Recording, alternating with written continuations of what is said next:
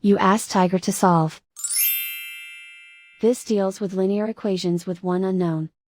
The final result is x equals 21/10. Let's solve it step by step.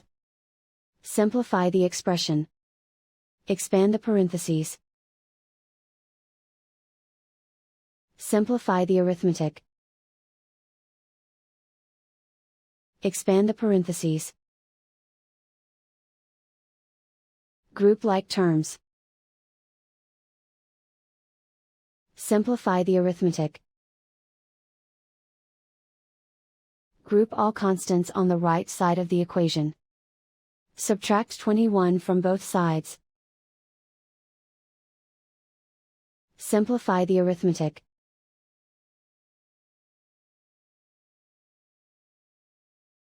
Isolate the x. Divide both sides by -10. Cancel out the negatives.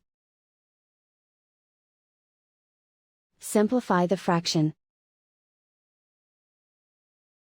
Cancel out the negatives.